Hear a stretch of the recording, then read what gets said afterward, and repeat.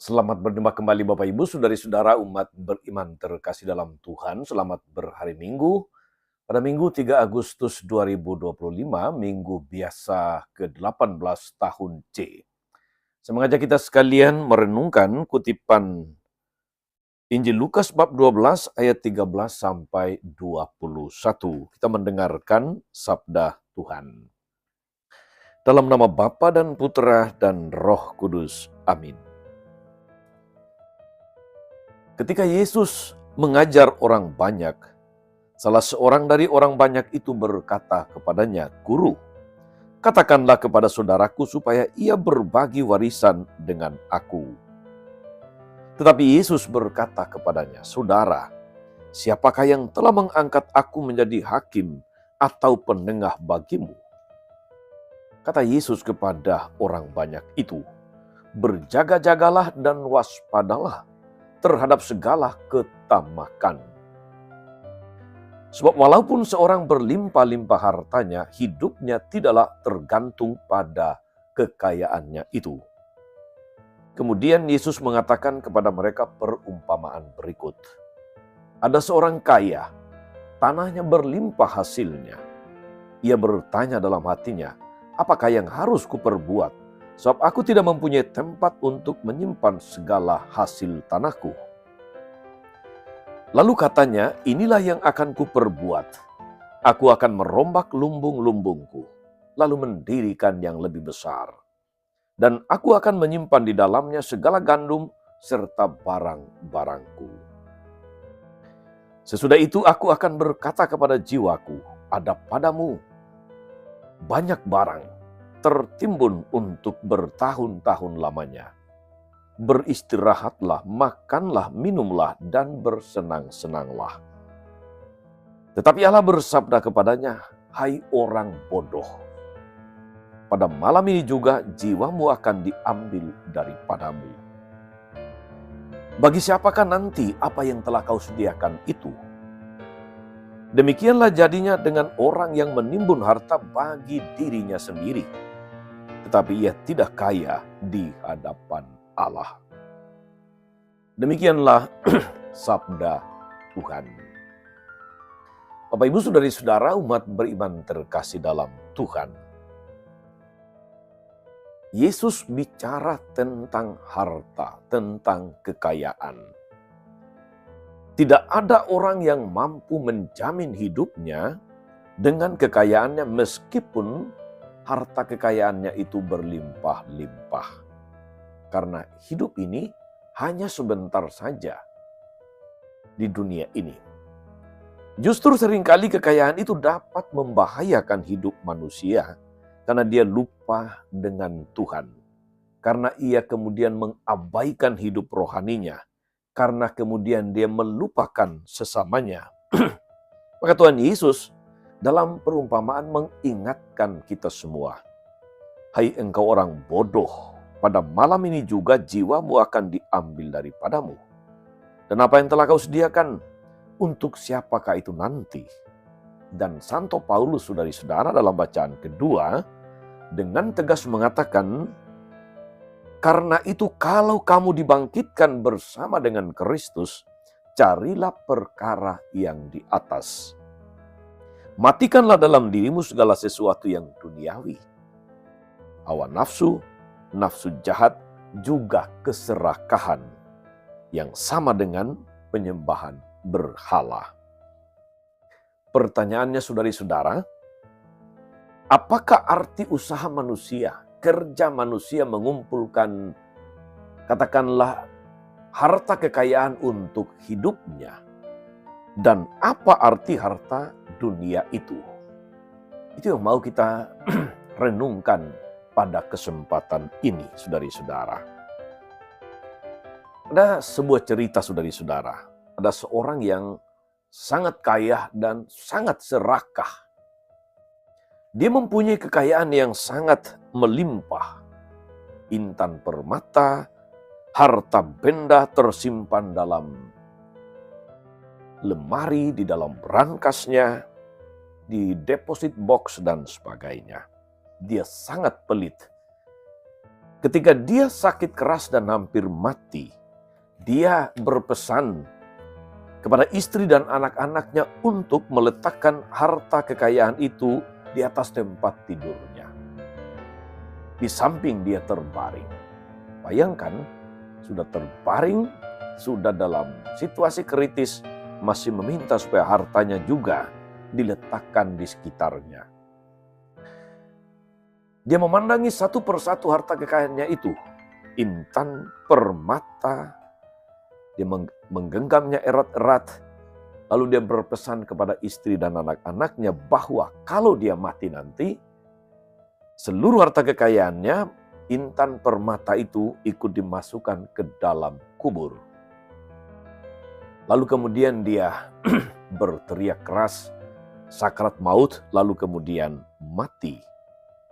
Namun tidak ada satupun harta kekayaannya itu yang dimasukkan ke dalam kuburnya. Padahal dia sudah berpesan. Malahan saudara-saudara, di depan jenazahnya, anak-anaknya saling memperebutkan harta kekayaan itu. Harta warisan itu. Jadi, saudara-saudara, tepat sabda Yesus hari ini. Hai engkau orang bodoh, pada malam ini juga jiwamu akan diambil daripadamu. Dan apa yang telah kau sediakan, untuk siapakah itu nanti? Untuk siapakah kekayaan yang kau kumpulkan? Untuk siapakah intan permatamu itu?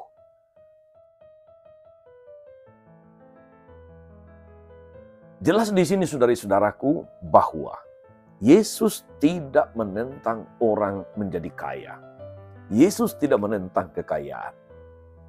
Mohon disimak baik-baik, Yesus tidak menentang kekayaan ataupun orang menjadi kaya. Namun Yesus ingin menjelaskan untuk apa dan untuk siapakah kekayaan itu. Karena keselamatan jiwa toh tidak tergantung pada harta kekayaan. Ini poinnya. Keselamatan jiwa tidak tergantung pada harta kekayaan itu. Kedamaian rumah tangga juga tidak dapat digantungkan atau bergantung pada materi. Tetapi justru saudara-saudara, dari kekayaan rohani pada diri orang itu, nilai seseorang, nilai hidup seseorang tidak diukur dari seberapa banyak materi yang dia punya atau yang dia kumpulkan, tetapi dari berapa banyak kekayaan rohani yang dia kumpulkan. Jadi orang bisa kaya harta tapi sekaligus juga kaya rohani. Orang bisa miskin harta tetapi bisa kaya rohani. Orang bisa juga miskin harta, miskin pula harta rohani. Masyarakat tidak menghormati orang kaya, tetapi menghormati orang yang peduli kepada orang lain.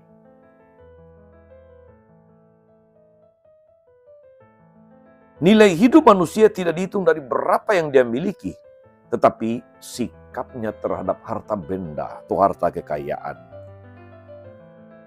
Harta benda sebagai sarana dan bukan sebagai tujuan. Maka sebagai sarana, harta kekayaan bisa membawa orang kepada kebahagiaan kalau disikapi dengan benar. Tetapi juga bisa membawa kepada malapetaka kalau disikapi secara keliru, secara salah. Saudara-saudara, umat beriman terkasih. Ada seorang turis sekaligus seorang wartawan dari mancanegara. Dia datang ke sebuah pertapaan rahib. Dia dipersilakan masuk ke dalam tempat tinggal rahib dan boleh tinggal di situ, boleh menginap di situ. Lalu kemudian melihat bahwa kamarnya sangat sederhana. Alas tidurnya hanya tikar, tidak ada kasur yang nyaman. Lalu di situ juga hanya ada satu meja tua dan almari tua dengan beberapa buku. Lalu turis yang sekaligus wartawan ini bertanya kepada rahib, "Hanya ini sajakah milik Bapa di tempat ini?" Rahib itu mengatakan, "Iya." "Kenapa?" Wartawan itu bilang, "Bapak tidak punya televisi, tidak punya radio, tidak punya kulkas, tidak ada jaringan internet, tidak ada barang-barang yang lain." Rahib itu berkata, "Ya memang tidak ada." Turis yang sekaligus wartawan itu sangat kagum.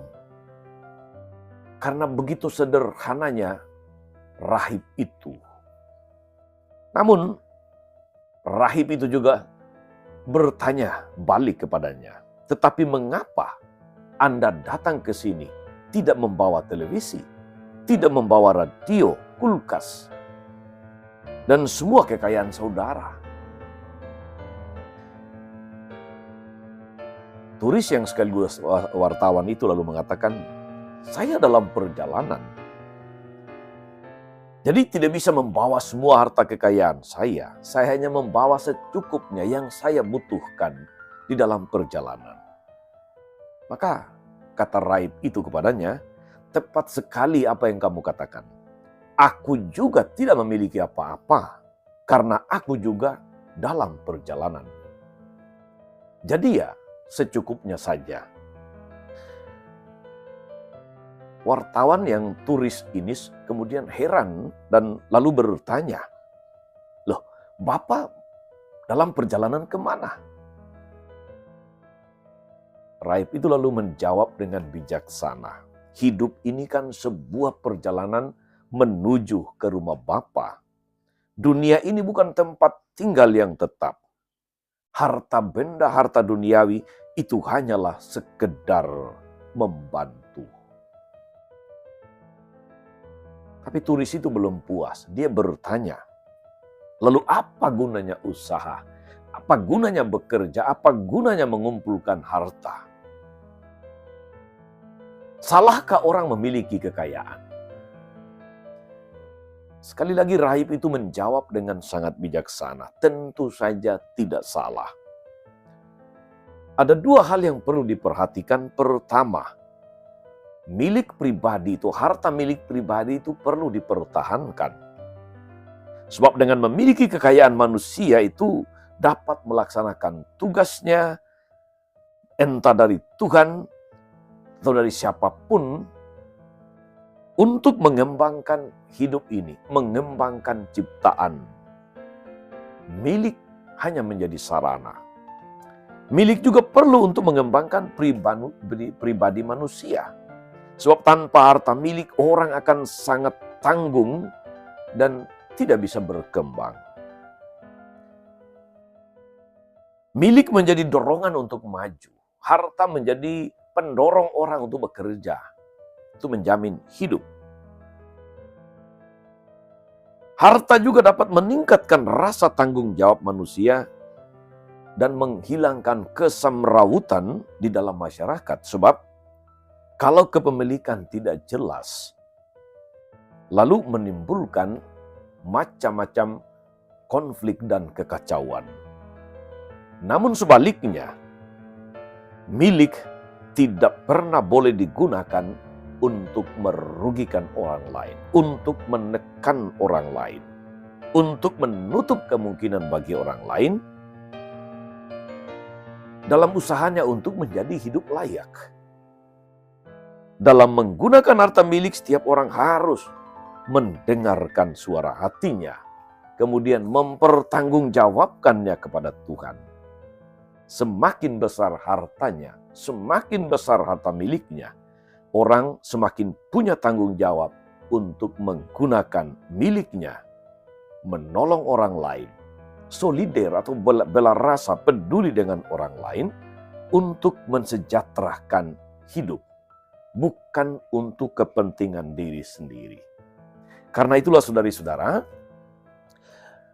Bunda Teresa dari Kalkuta pernah mengatakan, dan saya pikir betapa kuat kata-kata ini, gemanya ke dalam batin kita. Ingatlah, kata Bunda Teresa, bahwa di dalam harta milik yang kamu punya ada bagiannya orang miskin.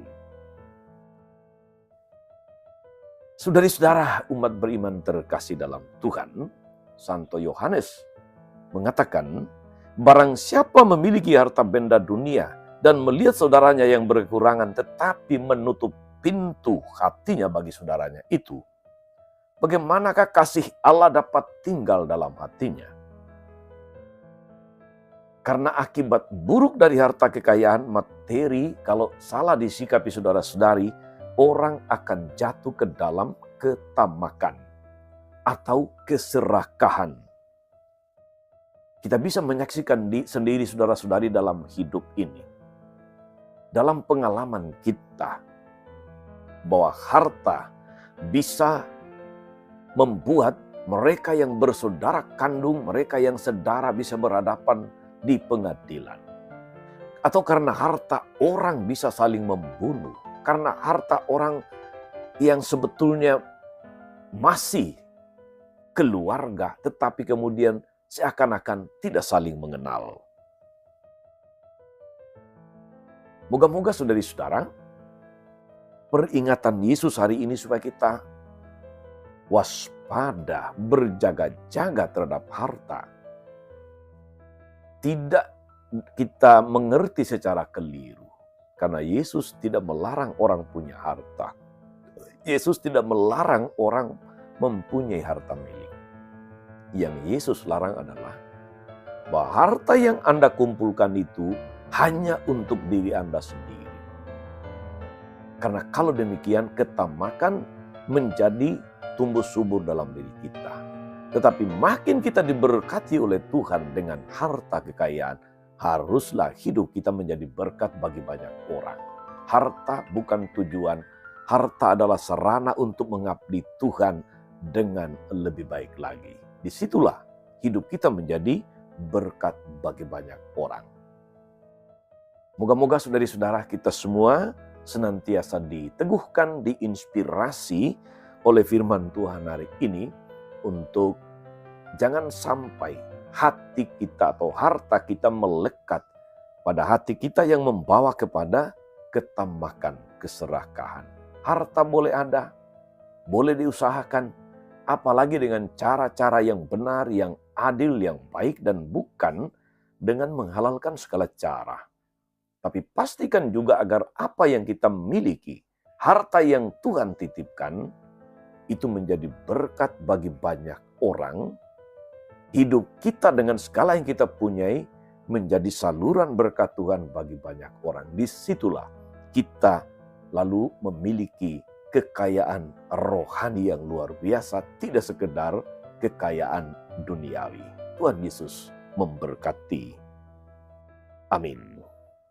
Tuhan Yesus Kristus, kami bersyukur atas firman-Mu yang meneguhkan kami semua, agar jauh dari sikap tamak, agar jauh dari keserakahan. Mampukan kami agar dalam mengusahakan hidup ini, mengumpulkan harta, nafkah, atau apapun itu, kami sadar bahwa semuanya hanyalah sarana, bahwa semuanya hanyalah titipan-Mu. Kuatkan kami agar mampu menjadikan segala harta milik atau apapun yang kami terima daripada-Mu sebagai saluran berkat bagi banyak orang. Sebab dengan demikianlah kami memiliki kekayaan rohani. Terpujilah nama-Mu Tuhan sepanjang segala masa. Amin. Saudari-saudara sekalian, berkat Allah turun atas saudari-saudara, atas mereka yang kita doakan, atau kita janjikan doa mereka yang sakit dan menderita, segala rencana, karya dan pelayanan hari ini, Bapa dan Putra dan Roh Kudus. Amin. Tetap sehat, teruslah menjadi berkat.